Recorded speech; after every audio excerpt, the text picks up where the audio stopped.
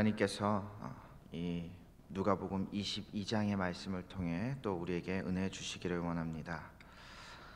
오늘 함께 읽은 누가복음 22장은 예수님을 따르던 그 제자들의 연약한 모습을 아주 적나라하게 보여주고 있는 말씀입니다. 먼저 가룟 유다의 배신으로 시작되는 이 22장의 말씀들에는 중간중간 예수님의 경고와 우려 섞인 가르침들이 등장하지만 제자들은 예수님과의 그 성만찬 중에도 누가 더 높은 자리를 차지할 것이냐, 그런 세상적인 것을 두고 싸우는 모습을 보여주고, 감람산에서의 마지막 기도 중에도 제자들은 모두 잠에 빠져 예수님의 그 기도에 참여하지 않는 모습을 보여주고, 심지어 수제자라고 하던 그 베드로마저도 세상적인 현실적인 그 두려움에 빠져서 예수님을 3번이나 부인하는 모습을 보여줍니다. 예수님께서 3년이라는 긴 시간 동안 제자들과 함께 지내며 먹고 마시며 그렇게 가르쳤던 그 모든 것들이 헛된 게 아니었나 싶을 정도의 모습이 오늘 이 제자들에게 등장합니다. 우리는 예수님을 믿으면 이제 우리가 완전히 선하고 바르게 말씀대로 살 수 있을 것이라고 착각하곤 합니다. 그래서 말씀대로 살지 못하는 자신을 바라볼 때면 내가 정말 예수님 믿는 게 맞나 싶기도 합니다. 그래서 예수님 믿으면 그 믿음으로 구원 받습니다 외쳐도, 자, 여기서 구원 받으실 수 있는 분? 물어보면 손을 자신 있게 못 듭니다. 자기가 믿지 않는다고 생각해서가 아니라 자기 삶이 믿는 사람답지 못하다고 여기기 때문이죠.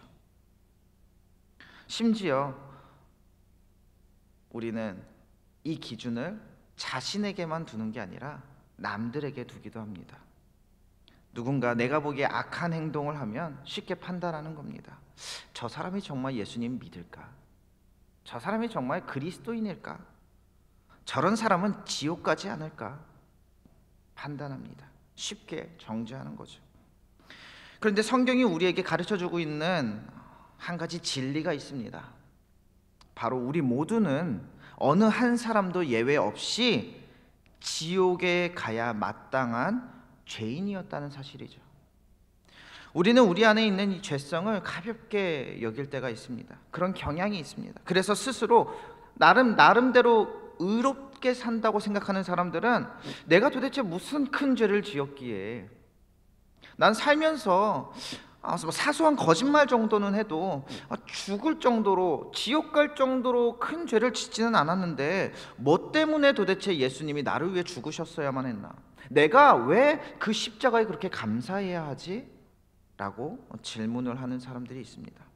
혹은 그래, 이전에는 내가 그렇게 살았는데, 내가 최근엔 죄를 지은 바가 없는데, 최근엔 아무리 생각해도 주변 사람들한테 잘해줬고 친절했고 용서했고 사랑하며 살았는데 왜 자꾸 하나님은 나에게 회개하라고 하시지?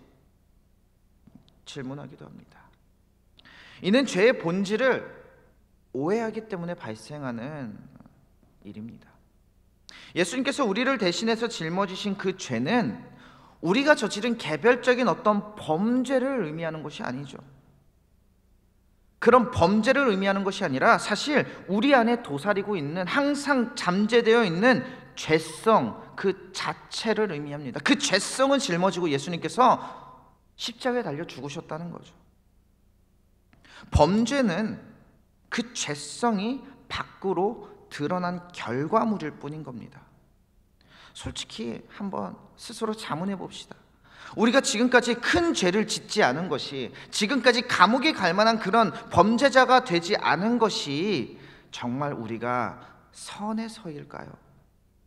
내가 정말 착해서 남들보다 더 나아서 범죄자가 되지 않았을까요? 아니면 감사하게도 죄를 지을 만한 그런 극단적인 상황들이 아직 나에게 찾아오지 않았기 때문일까요? 저에게는 2 딸이 있습니다. 정말 축복이지만, 아름다운 일이지만 동시에 걱정도 크게 됩니다.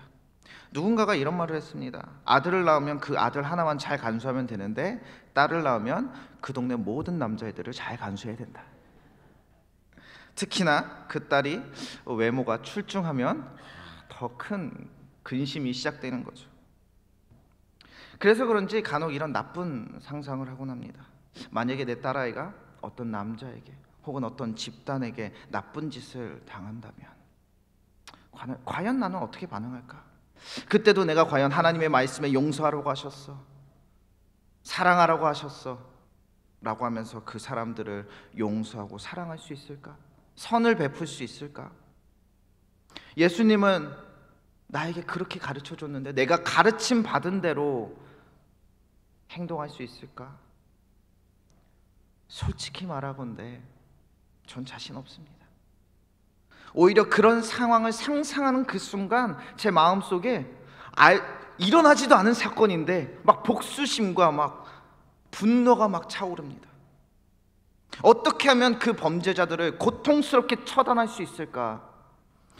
그들에게 내 딸이 당한 그 고통보다 훨씬 더 큰 고통을 줄 수 있는 방법은 무엇일까 생각하게 되는 거죠. 일어나지도 않은 일인데 말입니다. 이것이 우리 안에 있는 죄성입니다.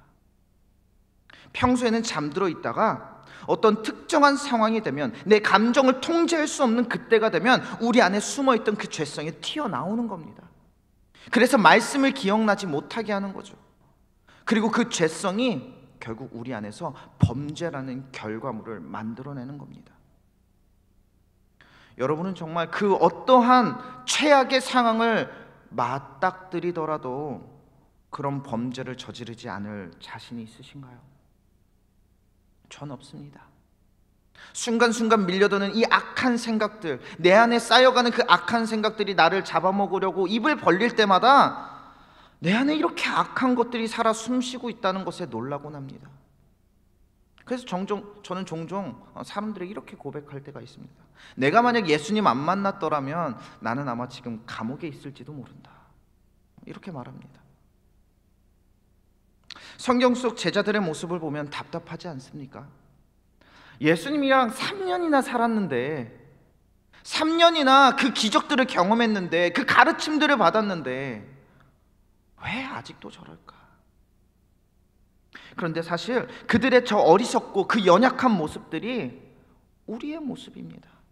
우리와 전혀 다르지 않습니다. 가룟 유다를 생각해 보세요.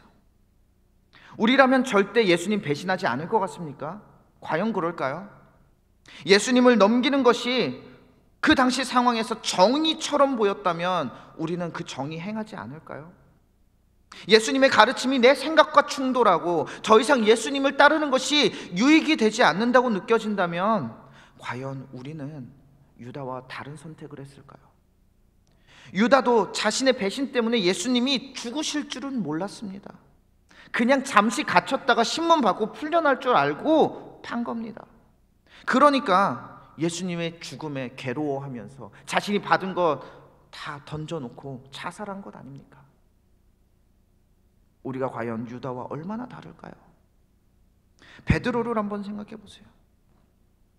우리 중 어느 누가 그 생명의 위협 앞에서 담대히 예수님을 시인할 수 있겠습니까? 내가 예수의 제자다 하면서 담대하게 예수님 저 지금 신문 받고 고문 받고 있는 그곳에 같이 찾아가 나도 고문 받겠습니다, 나도 신문 받겠습니다, 나도 함께 죽겠습니다. 어떻게 누가 과연 그럴 수 있겠느냐 이 말입니다. 누구라도 그 순간이 되면 베드로와 같은 선택을 하지 않겠습니까? 성경에 나타나는 이 제자들의 연약함은 결국 우리의 모두의 연약함을 보여줍니다.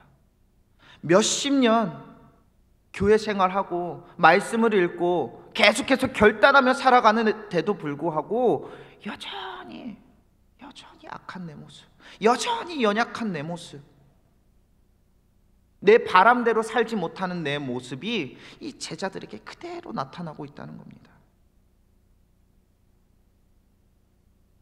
예수님은 그 모든 연약함을 아시면서 그 제자들을 부르셨습니다. 가룟 유다가 배신할 것을 알고 계셨고요, 베드로가 닭이 3번 울기 전에 자신을 부인하며 배신하게 될 것을 알고 계셨습니다. 아시면서도 그들을 제자로 불러주셨고, 아시면서도 그들을 사랑하셨고, 아시면서도 그들을 위해 십자가를 지셨습니다. 그들을 용서하셨습니다. 예수님은 그리고 우리의 연약함도 알고 계시죠. 사랑하라 외쳐도 끝까지 미워하고, 용서하라 외쳐도 복수심에 불타는 우리의 죄성을 너무도 잘 아십니다. 그런데 그럼에도 불구하고 우리를 품으시고 그 십자가로 우리를 향한 자신의 사랑을 증명해내신 겁니다. 그 죄성 때문에 지옥에 가야 마땅한 우리를 대신해 죽으시고, 우리 대신 그 지옥의 형벌을 받으신 것, 그래서 이것이 복음인 겁니다. 일어날 수 없는 일이 일어났기 때문에 이것이 기쁜 소식인 거죠.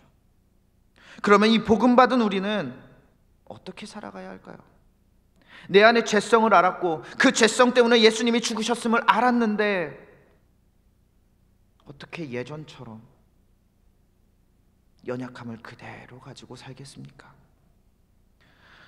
내가 내 성격대로, 내 안에 있는 그 악한 생각대로 살지 않는 것은 단지 법적 처벌이 두려워서가 아니죠. 예수님께서 내가 여전히 죄성에 휘둘리는 것을 기뻐하지 않으시기 때문에, 그분의 십자가를 내가 헛되게 만들고 싶지 않아서 우리는 예수님의 가르침대로 살려고 발버둥 치는 겁니다. 예수님 때문에 옆에 있는 사람 참아주고 사는 것 아닙니까? 예수님 때문에 양보하는 것 아닙니까? 예수님 때문에 용서하는 거죠. 예수님 때문에 내 성격대로 살지 않고 예수님 성품 닮아가려고 발버둥 치는 겁니다. 그런데 만약 오늘도 내 죄성이 자꾸 내 안에서 고개를 쳐들고 있다면 예수님의 그 십자가를 다시 한번 바라볼 수 있기를 바랍니다. 그리고 내가 예수님 때문에 참는다, 내가 진짜 내 성격대로면 이거 다 뒤엎을 텐데 내가 예수님 때문에 참는다, 이렇게 참아보시길 바랍니다. 이렇게 나를 다스려 보시길 바랍니다. 예수님은 강도가 되고 살인자가 되고 온갖 흉악한 범죄를 죄인이 저지를 그럴 범죄자가 될 우리들을, 그 죄인들을 용서해 주셨습니다. 단순히 용서한 것이 아니라 그런 우리들을 위해서 생명을 바치신 겁니다. 우리가 그 어떤 범죄자보다 선하다고 할 수 없는데도 말이죠, 그러니 나도 용서해 보는 겁니다. 내 능력으로는 할 수 없지만, 내 생각대로, 내 성격대로는 할 수 없지만 예수님이 나를 위해 생명 내어주신 예수님이 이것 원하시니 해보겠습니다, 하겠습니다, 끝까지 해보겠습니다, 내 죄성에 휘둘리며 살지 않겠습니다. 그렇게 사는 게 우리 그리스도인의 모습인 겁니다. 무엇이 우리의 죄성을 자극하든지 그 순간마다 예수님을 떠올리는 우리가 되기를 바랍니다. 어떤 죄성이 우리를 넘어뜨리든지 예수님 붙잡고 다시 일어설 수 있기를 바랍니다. 그래서 예수님의 그 십자가를 헛되게 만들지 않고 복음을 진짜 기쁜 소식으로, 죄인을 의인으로 바꿀 만한 그 소식임을 우리가 살면서 증명해낼 수 있기를 주님의 이름으로 축원합니다. 같이 기도하겠습니다. 사랑이 많으신 주님, 오늘도 저희 안에 숨어있는 이 죄성을 인정하며 주님 앞에 나아가기를 원합니다. 죄 많은 우리를 불쌍히 여겨주시옵소서. 말씀대로 살지 못하고 죄성에 휘둘리며 살았던 지난 날들을 회개하오니 주님, 이제는 그 십자가의 사랑을 기억하며 주님의 성품을 닮아가는 삶을 살게 하여 주시옵소서. 예수님 때문에 참고, 예수님 때문에 용서하고, 예수님 때문에 사랑하는 저희가 되어서 복음을 삶으로 증명하는 참된 그리스도의 증인이 되게 하여 주시옵소서. 오늘도 현실의 여러 가지 문제들로 고통스러워하는 주님의 자녀들 돌봐주시기를 원합니다. 주님의 위로와 소망을 부어주시고 감당할 수 없는 상황 속에서도 주님을 의지하는 믿음을 더하여 주시옵소서.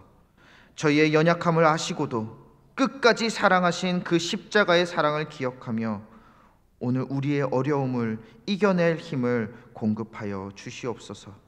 부활의 소망을 품고 나아가는 우리 모두 주님의 백성들 되게 하여 주시옵소서. 모든 것 감사드리며 오늘도 우리의 간구를 들으시는 예수 그리스도의 이름으로 기도드리옵나이다. 아멘.